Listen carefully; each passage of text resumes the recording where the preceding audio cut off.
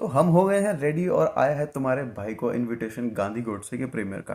तो हम चलते हैं, सबसे पहले वहाँ चल के मूवी देखते हैं और उसके बाद हम बात करेंगे राजकुमार संतोषी जी, जो कि इस फिल्म के डायरेक्टर हैं, जिन्होंने घातक, घायल, अंदाज अपना अपना और खाकी जैसी फिल्में बनाई हैं। तो चलते हैं, फिर मूवी देखते हैं और उनसे बात करते हैं। गवाह बनने जा रहे हैं। सौभाग्य की बात यह है कि हमारे साथ इस मूवी के iconic man Shri Rajkumar Santoshi sir भी हैं। तो ह्यूज राउंड ऑफ अप्लॉज किया। उन्हीं के आगे घुटने टेकने पर मजबूर कर दिया हमें इस गांधी ने। मैं चाहता हूं। कौन रोक रहा है तुम्हें? मैं तुम्हारे सामने खड़ा हूं और तुम्हारे हाथ भी खुले हैं। मेरे हाथ तुमने खुलवाए हैं गांधी। तुमने विश्वास किया है मुझ पर और मैं उस विश्वास की हत्या नहीं करना चाहता। जैसे तुम्हारी मर्जी। ओके, तो क्या आप लोगों ने कभी किसी के ख्यालों को पलटते हुए देखा है? आज दिखाऊंगा। आज यहाँ पे मैं एक फिल्म के प्रीमियर पे आया हूँ जिसका नाम है गांधी गोडसे। आज तक आप सब लोगों ने सिर्फ देखा होगा कि जो गांधी जी हैं उनको हमेशा आइडियलाइज किया गया। गोडसे का क्या, उन्होंने जो भी किया, उनकी सोच क्या थी उसके पीछे, तो वही सोच लेके आए हैं हमारे सामने इस मूवी के डायरेक्टर। तो सर, मेरा आपसे सवाल ये है कि आप इसके पीछे क्या है, मैसेज क्या है आपका इस पूरी की पूरी स्टोरी के पीछे, कि इसमें गोडसे का नाम क्यों, गांधी गोडसे क्यों? हमेशा गांधी गांधी को बहुत ज्यादा उठाया जाता है, पर हमेशा गोडसे को ऐसे किया जाता है कि like he was a villain, पर गांधी गोडसे क्यों?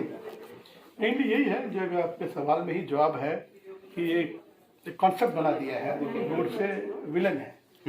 हाँ, गांधी जी के फॉलोअर के हिसाब से विलन है क्योंकि उसने गांधी जी की हत्या की। तो मैं ये फिल्म में बताना चाहता हूँ कि किन परिस्थिति में क्या हालात थे उस वक्त, क्यों उसने ये कदम उठाया, कि क्या क्या मजबूरी थी उसकी। क्योंकि उसमें डायलॉग है, सीन है कि गांधी जी जो है कानून से बड़े, गांधी जी देश से बड़े, गांधी जी अदालत सबसे बड़े। तो गांधी जी को कैसे रोका जाए, उनके सामने किस तरह? तो उनके पास कोई रास्ता रहा नहीं। वो सही है गलत है वो मैं बात नहीं करना चाहता हूँ, क्योंकि अदालत ने केस उस पर चला और फांसी भी दे दी, तो किस्सा खत्म हो गया। चलिए, मेरा दूसरा जो एक बड़ा इम्पोर्टेंट मेरा एक सवाल ये था कि उसने जो बयान अदालत में दी उसको 75 साल तक, 72 ईयर्स तक दबा के, अभी 2 साल पहले उसको पब्लिक डोमेन में लाया उसको। क्यों, वाई, क्या डर था? और आज भी उस बात से, गोडसे के नाम से किस बात का डरते हैं लोग? गोडसे का नाम लेने से, गोडसे का नाम लेने से, उसकी बात करने से, उसके बारे में क्यों, किस लिए, वाई? तो मुझे लगा था यंगस्टर्स को लोगों के सामने इस बात को लाना चाहिए, जानना चाहिए। मैं किसी का पक्ष लेता नहीं। फिल्म भी जो आप देखेंगे, जिन लोगों ने भी देखे, सब ने एक मन से कहा राजी आपने किसी का साइड नहीं लिया, दोनों बातों को ऑनेस्टली पर्दे पे ले आया। बिल्कुल, that is what I am getting a compliment. Box office एक तरफ है, एक तरफ जो लोग देख के आ रहे हैं वो तारीफ कर रहे हैं, कॉम्प्लीमेंट दे रहे हैं।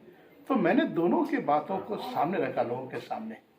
अब वो एक नई कोशिश है, नई बात है, इससे पहले किसी ने हिम्मत नहीं की थी वो, तो मैंने हिम्मत कर दी उस बात को सामने रखने में। Sir, hats off to this हिम्मत। मैंने जैसे मूवी देखी, इसमें एक चीज जो लोग यकीन नहीं करेंगे, क्या ऐसा भी हो सकता है, क्या ऐसा हुआ था, जो कि लोगों को बहुत ज्यादा कंफ्यूज करेगी, कि गांधी जी की डेथ नहीं हुई थी। ठीक, आपने एक चीज को ऐसे इस तरह से रखा गया है कि अगर ऐसा ना हुआ होता, ऐसा अगर ना हुआ होता तो क्या होता? मैं एक रियल लाइफ में तो गांधी जी और गोडसे मुझे संवाद कभी मैंने डायलॉग हुई नहीं, करेक्ट हुई नहीं, ओके। लेकिन मैं ऐसा बोरिंग लेक्चर देना नहीं चाहता था। सिनेमा जो है एक एंटरटेनमेंट की मीडियम है, लोग आते हैं अपने हार्ड अर्न्ड मनी, पैसे खर्च करते हैं, तो उनको एंटरटेन भी होना चाहिए। तो इसके लिए हमने हिस्ट्री लिया है, पहले आधा पौना घंटा हिस्ट्री एज इट इज चलता है कि गोडसे कौन था, क्या था, किस बात से परेशान था, क्यों उसने कदम उठाया।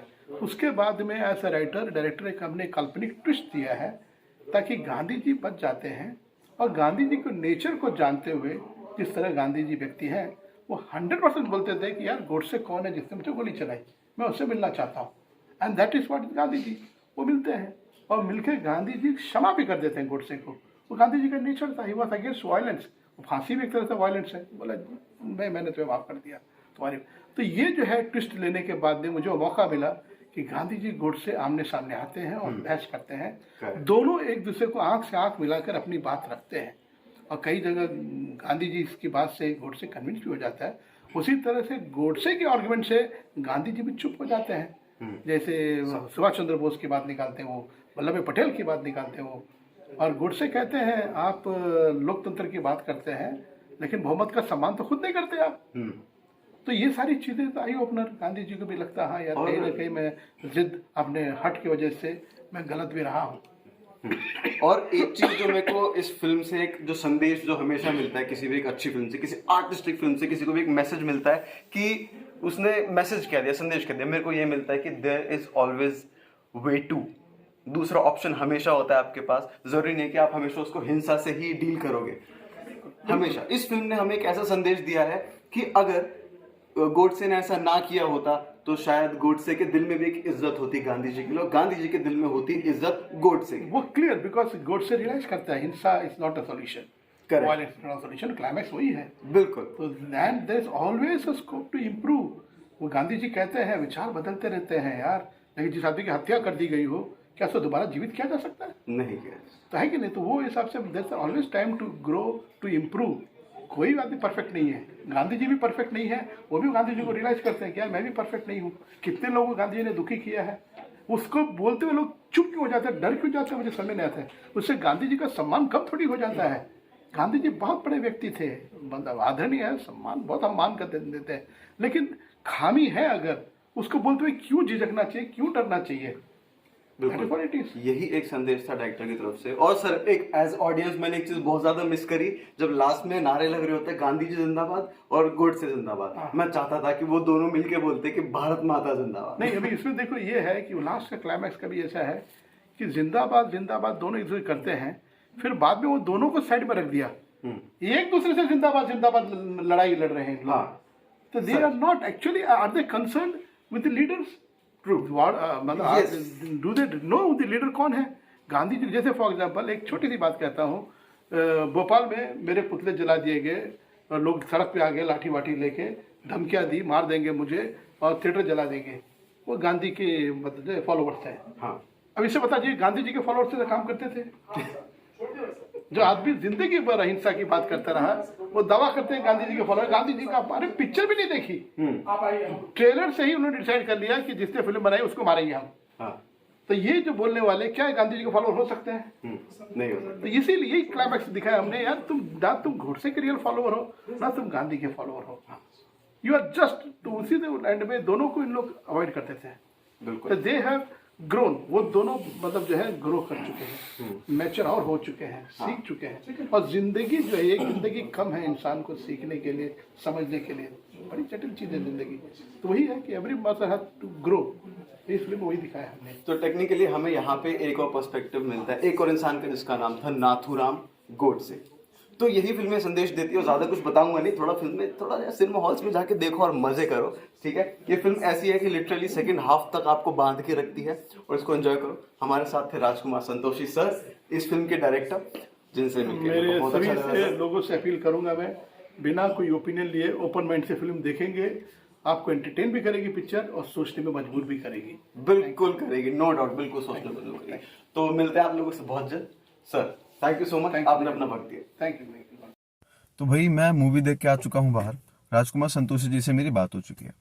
तो मूवी तो बहुत ज़्यादा बेहतरीन थी। एक नए पॉइंट ऑफ व्यू को वहाँ रखा गया कि नाथूराम गोडसे ने ऐसा क्यों किया, कि नाथूराम गोडसे के पॉइंट ऑफ व्यू को वहाँ रखा गया। आज तक सब गांधी जी के बारे में बात करते हुए, बट एक और पॉइंट ऑफ व्यू रखा डायरेक्टर ने। पर अब इसके नेगेटिव पॉइंट्स की बात करते हैं, क्योंकि मैं बायस नहीं होऊंगा।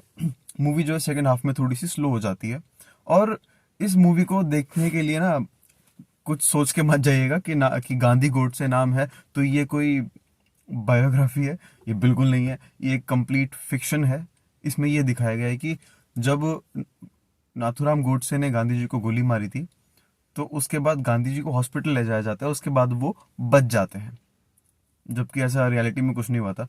तो ये कंप्लीट फिक्शन है। इसमें ये दिखाने की कोशिश की गई है, डायरेक्टर ने ये दिखाने की कोशिश की है कि अगर ऐसा होता और गांधी जी और नाथूराम गोडसे कभी आपस में पर्सनली मिले होते तो शायद उनके पर्सपेक्टिव बिल्कुल अलग होते एक दूसरे को लेके।